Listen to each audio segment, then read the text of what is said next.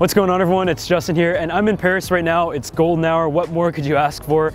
Everything here is just so beautiful, and today Huawei announced the P30 lineup, and right here I've got the Huawei P30 Pro. So I'm going to give you a rundown of the new features, the specs, my first impressions, but of course expect a video dedicated to the camera as well as a full review of the phone.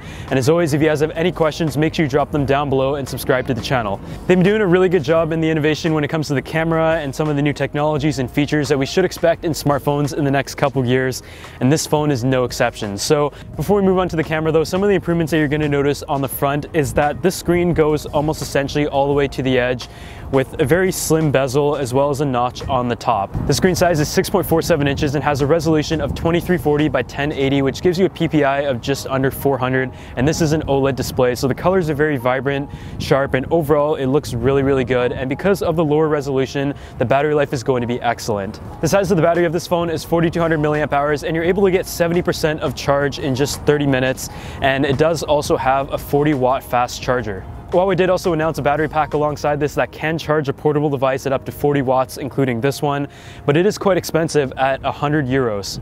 As a result of such slim bezels, you guys might be wondering where the speaker's gone, but it is actually underneath the display and using a vibration technology. As for the fingerprint sensor, you do have one that is built into the display as well, and last year Huawei was one of the first companies to have it integrated inside the screen, but it wasn't exactly the fastest out there, and they've definitely improved that this year as it is now 30% faster, which is really great to see. And I think that technology is really going to be the norm of future smartphones, and it's just getting better and better. The phone also feels really good in the hand. You've got that finish on the back that comes in colors including red, black, the crystal color right here, as well as the one that is the blue and purple tone, which I think looks really good as well. The sides are metal and also nicely curved off and machined, and it does kind of have like this wrap around the edge feel. And despite the phone being pretty big, thanks to its small bezels, it is still very comfortable to use and hold with one hand. But now into the camera, which I think is by far the most impressive feature of the Huawei P30 Pro and P30.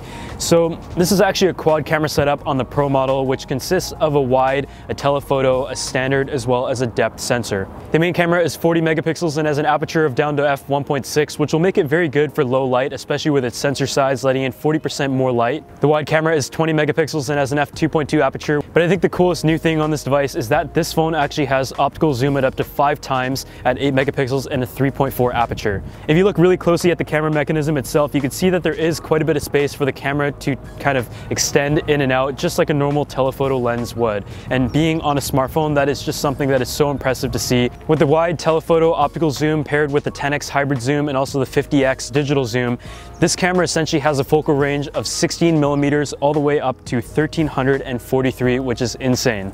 Obviously the 50x digital zoom is not something you're going to use a lot, but especially in Paris right now where the landmarks are kind of spread out all over the place. I mean, the Eiffel Tower is that way with the sun setting behind it. It was really fun to go ahead and test out the camera in the different focal ranges and see just how well it's able to perform, and you guys are going to see more of that in the dedicated camera video.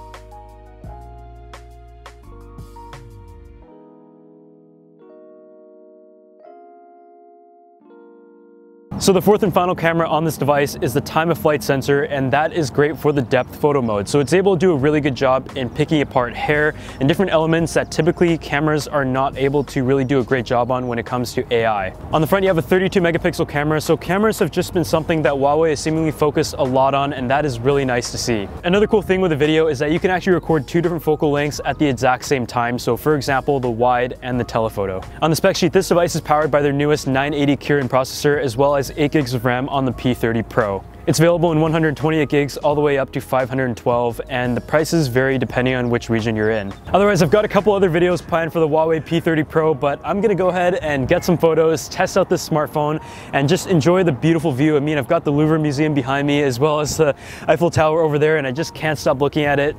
But I hope you guys enjoyed this quick first look and first impressions, and I'll see you all in the next video.